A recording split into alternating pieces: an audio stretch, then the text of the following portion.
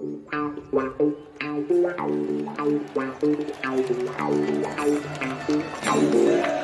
I'm joined by an absolute legend, as always, one of my childhood heroes, Mr. Tony Currie, from Edgware Prince to Sheffield King. Yeah, well, Edgware, 1st of January 1950, yeah. We're going to take a trip down memory lane, TC. And first and foremostly, your upbringing, Edgware, Hendon area, North London. How did your football education begin? Northwest London, let's clear that up. Yep. Northwest. Okay. Cricklewood, brought up in Cricklewood, born in Edgware General Hospital. Yep. In the borough of Hendon, which is now the borough of Barnet. But anyway, we cleared that up. I started playing ever since I was just 1 year old, really, playing in the garden with my brother and stuff. And then by the time I was 8 years old, I played for the school team under 11s. So I was 3 years younger than all the others. Head teacher had to ask me mum if I was allowed to play because of my age. Anyway, that was that. And went through all playing for the school teams and the borough of Hendon. And then I went to QPR as a 14-year-old on schoolboy forms and for a year.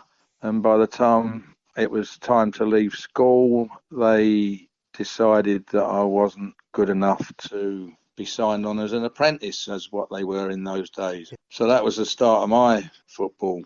Now, when you say not good enough to sign as an apprentice, at Queen's Park Rangers, they played you at half-back, and then you went to Chelsea. You had a trial at Chelsea, and they played you at centre-back, didn't they?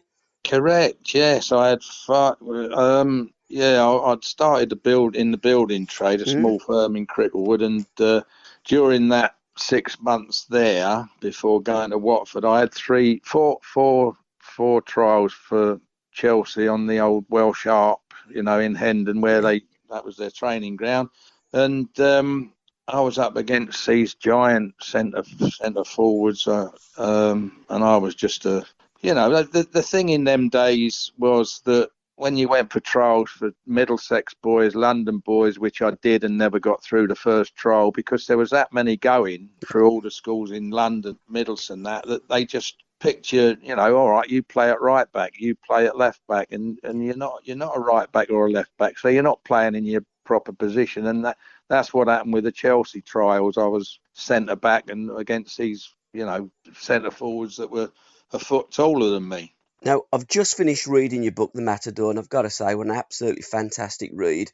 And two of my heroes growing up were Tony Currie and Alan Hudson. And I've got to say, your stories are very similar. Chelsea was your team that you supported as a kid through your uncles. Fulham was the team that Alan Hudson supported as a kid through his dad, living in Chelsea, but being Fulham.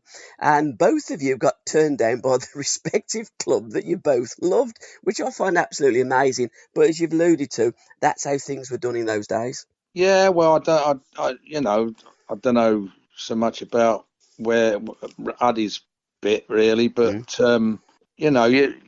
it just happens to some people. They get rejected or whatever you want to call it, and other people come through it when they're 21, 22. Like your Ian Hutchinsons and your Cyril Regises and people like that.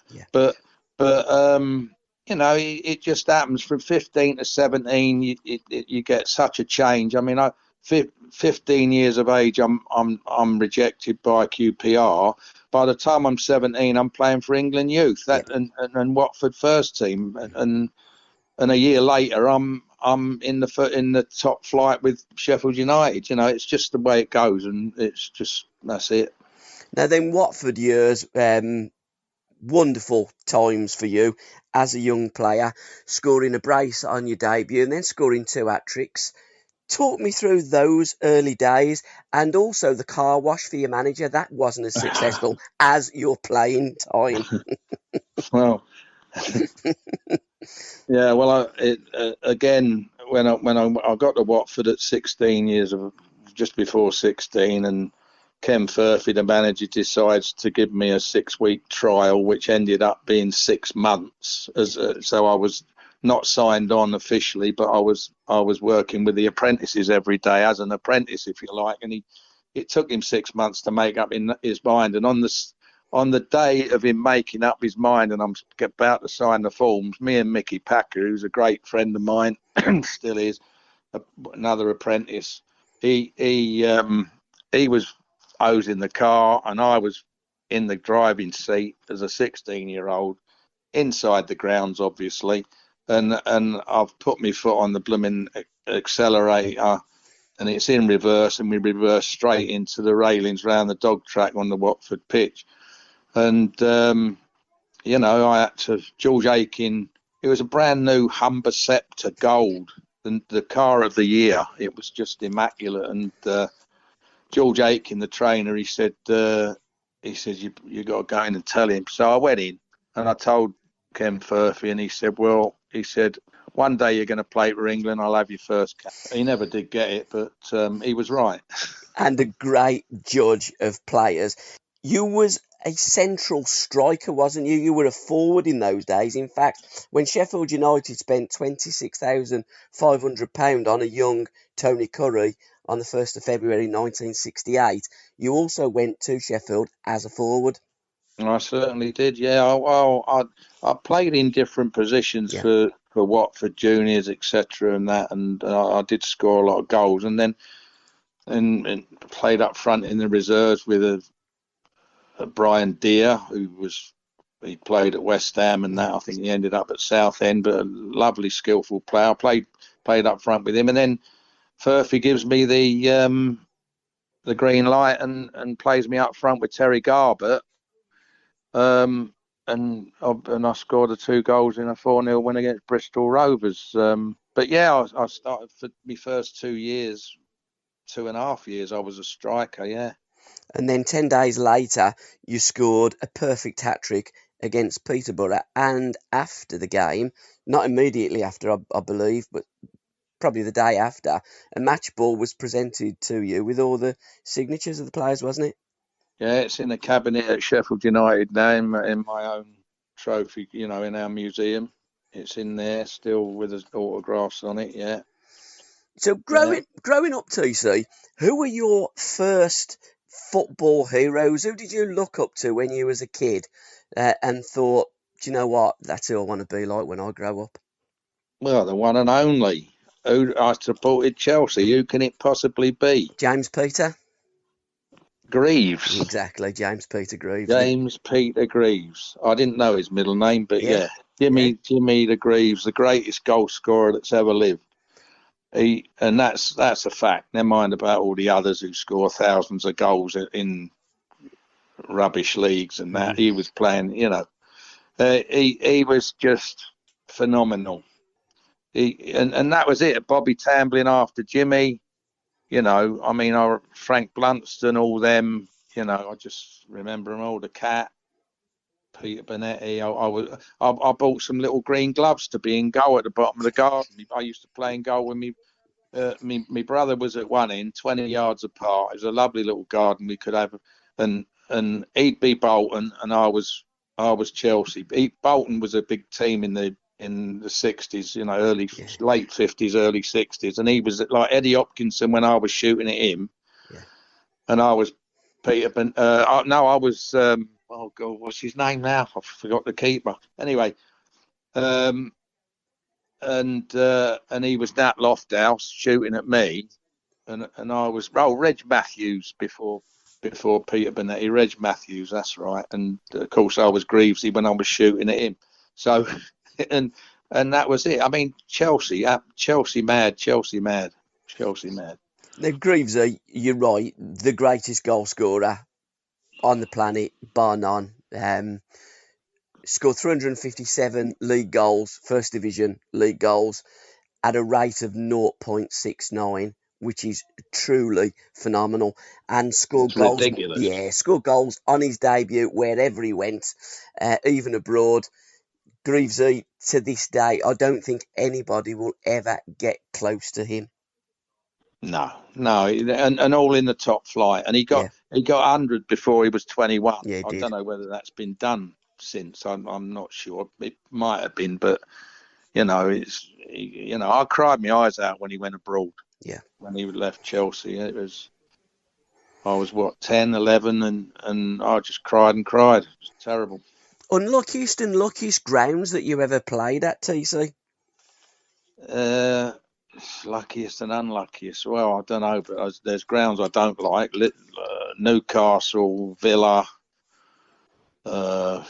West Ham's not been a great place for me. That's Bradley's team. Happy Hammer he is. I've got two son-in-laws. They're both happy hammers, for crying out loud. Blowing bubbles all the time, yeah. So why not Villa Park? Was that to do with Oh, semi-finals? yeah, no, I never.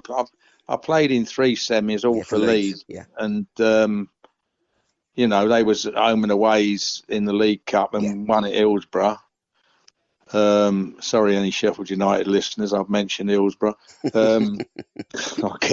I'll get killed, and that was against Man U. So no, Villa just I always found it strange. Villa, Upton Park. Yeah. I didn't have great games there, and Derby. I don't know whether it was the closeness of the fans or what. They seemed to be all over you. I don't know. Derby, especially, and West Ham was. Perhaps Villa weren't so much. I can't remember so much. I mean, it's a fantastic ground now, Villa, isn't it? Yeah, just a ton. But you get lucky grounds, you get unlucky grounds, and they're 3 that I can mention that I scored at Man U. I've scored at Liverpool when I was only 18. I scored at Liverpool. We won 2-1 against the great Liverpool team. Stopped them winning the blooming league title that year. We did, and we got relegated. My first season at Sheffield United. That must have been a strange move for you, going from London to Sheffield, two really, really different cities. But firstly, talk me through that goal, because I believe that you stuck it over Ron Yates' head, run round the other side, and a bit like Pelé, stuck it in the onion bag. That's right. Just like the 1958 Pelé World Cup goal. Yeah, it was just like that. But although that one went through, my one went through Tommy Lawrence's legs. But it's fabulous. It was at the other end from the Kop, so the other end to the Kop. But we won that game, and we took 3 points off them over Easter, the old 2-point system. 3 points off them, stopped them winning the league that year, and we got relegated. That was me first. I only played 13 games that season because I signed in February, and only played the 13 games to the end of the season, and we got bloody relegated. Ridiculous. Now, John Harris was the manager, wasn't he, at Sheffield United in those days? Yeah, captain of the 1955 championship winning side of Chelsea, yeah. I've listened and read about you. You describe him as a Bill Shankly type, but a little bit more extrovert. Is that a fair analysis of him? Well, the extrovert bit, that was Shags, not. Sorry, introvert. Yeah. Total introvert. He didn't drink, didn't smoke, didn't swear. He, well, not in public anyway. We never saw him do any of that. And he was a quiet sort of chap, a gentleman. Didn't like interviews. Hated being on the telly. Not that we were a lot for interviews in those days, obviously, but he was just a quiet, gentle man. But he knew how to get the best out of you.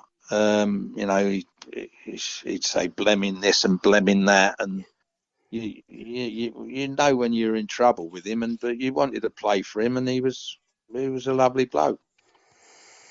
Now, Currie versus Marsh in the season 69 to 70, you had a little bit of showboating round the corner flag, didn't you? And two of the game's great characters, both you and Rodney. Yeah, I got a lot of admiration for Rod. I had this affection with QPR anyway, Yeah. and he, because it was my local team, 15 minutes from where I live, Cricklewood.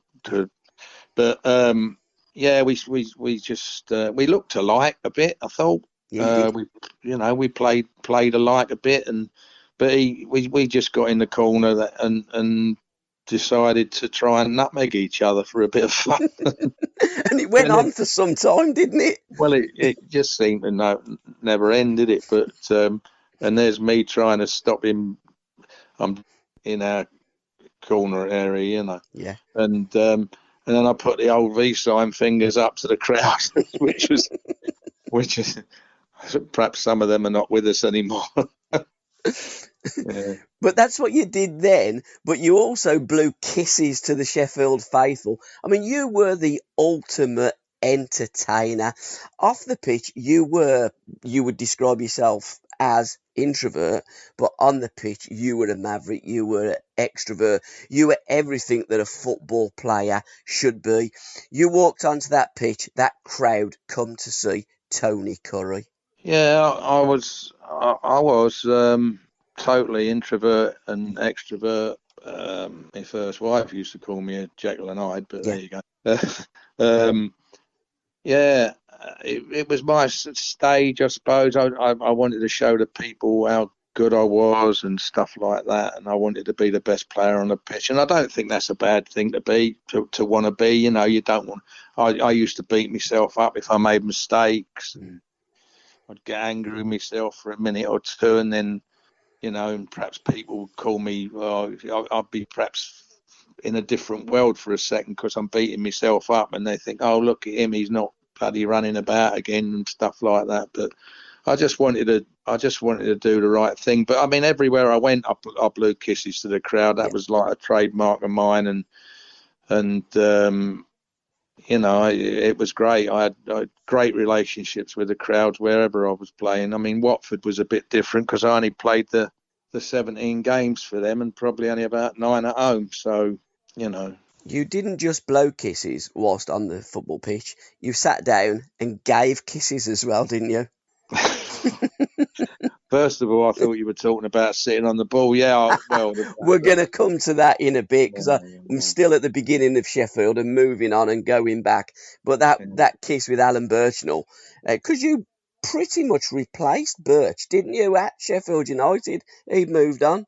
yeah, that's dead right. He 60, late 67, Yeah. he went to Chelsea, and I came early 68. So yeah, I more or less replaced him, and Mick Jones went at near before that 68 Christmas. Sorry, 67 Christmas, New Year, and them two went, and I came, and yeah, you could say I replaced him. Yeah, but the kiss happened. I think it was 74, 5, Yeah. something like that, and I think we were defending, and we ended up doing it was like, it really was synchronized. It was, we both did tumbled over head over heels. It was, and we both sat there, and he just turned around and said, "Give us a kiss," because we knew each other from playing against each other, and he's a lovely bloke anyway, and so I did. We kissed on the lips, and there was one photographer there, probably made a fortune out of it. It is sad that the photographer makes a fortune out of it and you and Birch made absolutely zip, which it should be really the other way around. But you did court controversy because it wasn't just the kiss. They were going balmy, weren't they, the public? Yeah. Well, apparently it was. I mean, it was in the papers the Yeah. next day, and apparently it was the first ever kiss on the lips in the world ever, and through two footballers, and it got in magazines abroad and stuff like that. But Birchie,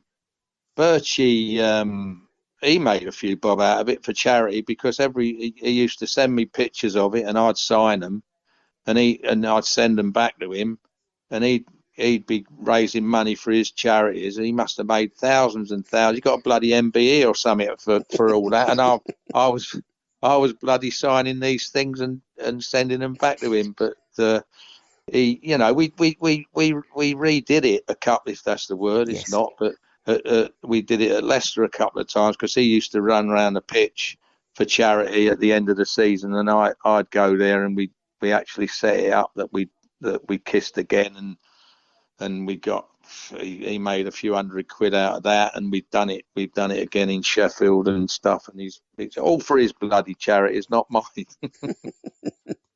But again, Birch was one of the characters of the game, wasn't he? And another player that when he went on the pitch, he wanted to entertain. We had characters. I think these days we haven't got so many characters, and that's why we love and always love to indulge in those great halcyon days of the 70s with you guys. So you signed on at Sheffield there as a young un, as a forward, and it wasn't until a couple of seasons later that you had a chat with John and says, look, John, I fancy playing midfield rather than up front.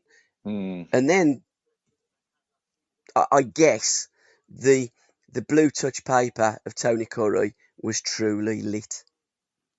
Yeah, I'd scored 9 goals in my first 6 games for Watford, which is possibly a record. I don't know.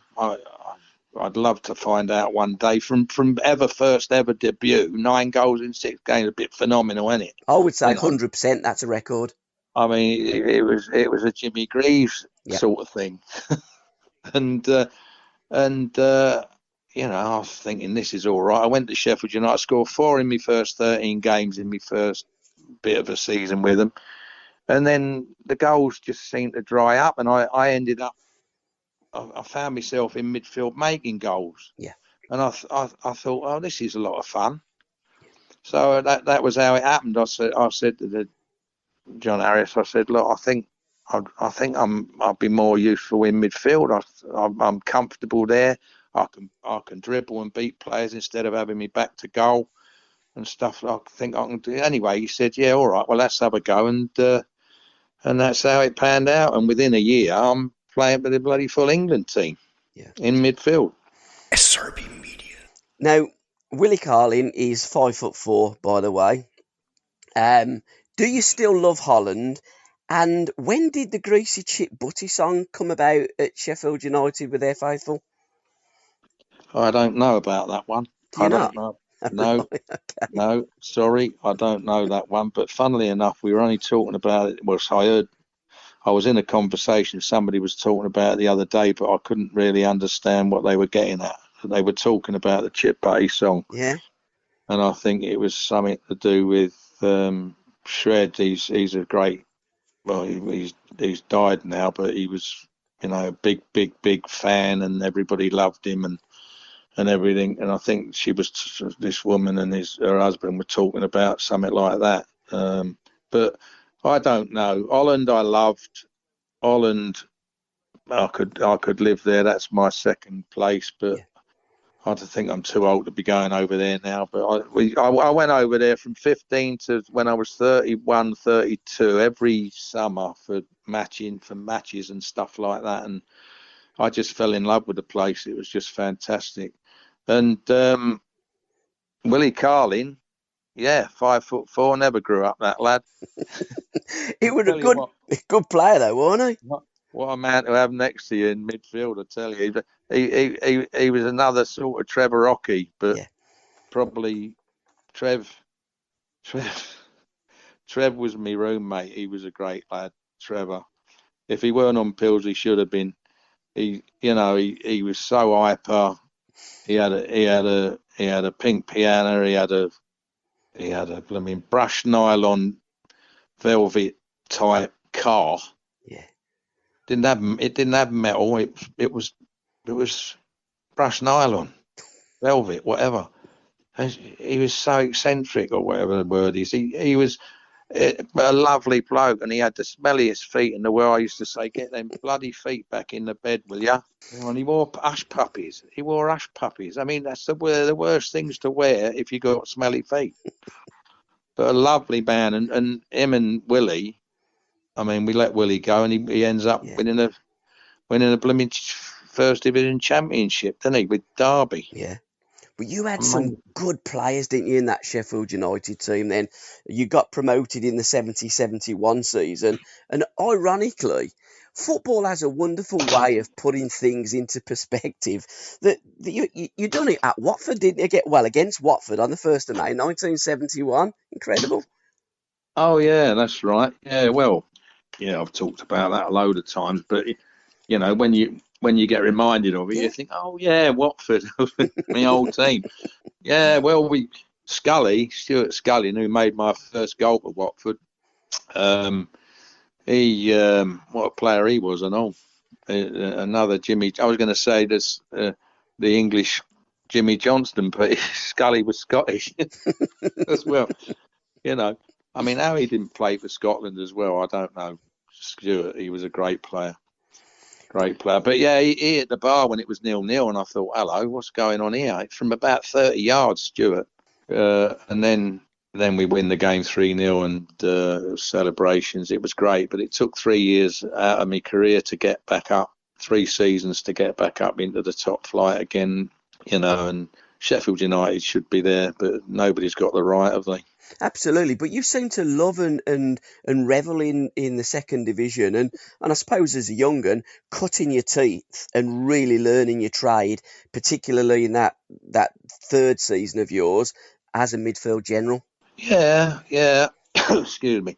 Yeah, the season of promotion was fantastic. I mean, we had some right games. There was 4 teams that were almost as good as each other. Us, Leicester, who actually went up, and the other 2 were Hull and Cardiff. Yeah. And they all had big strikers like Toshak and that. And I think Cardiff had Clark, big blonde lad, and so on. And we had some right battles, but yeah, it was a great season for us, and I had a great season, won the Player of the Year award and that for United, and it was fabulous. And then we went on this this winning, well, not getting beat streak, and took it through to the first division in 71-72, and just led the league for the first couple of months. It was brilliant. And really, until 74-75 season, which was your best, finishing 4 points off the eventual winners, along with Stoke City, we had some great teams, and the league was a lot more even in them days. The season after, you got relegated for the second time, which was quite extraordinary, really, finishing 4 points off and then getting relegated the season after. Yeah, Mad, isn't it? Mad. It's just you just couldn't put money on it, could No, you? you couldn't. If we 74-5, if we beat Derby won it with one of the smallest totals in the old 2-point league. I think they got 54, 56 points or something, and we were only 4 points, and we finished 6th. If we beat Derby home and away, we win the league. Yeah. And then next season we're down by Christmas. We had 4 points, I think, by December the 31st. 4 points.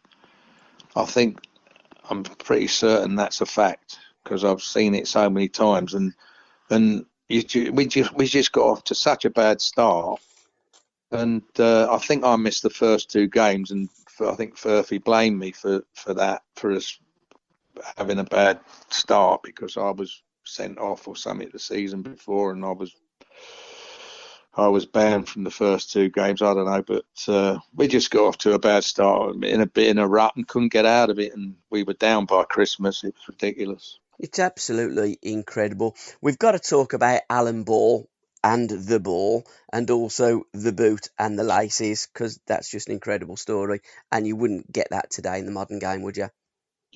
No, I think you'd be sent off, wouldn't you? They'd call it ungentlemanly conduct, but Probably probably would. taking the doodah, innit? Yeah, Taking the. yeah, Well, we were great mates. He took me under his wing.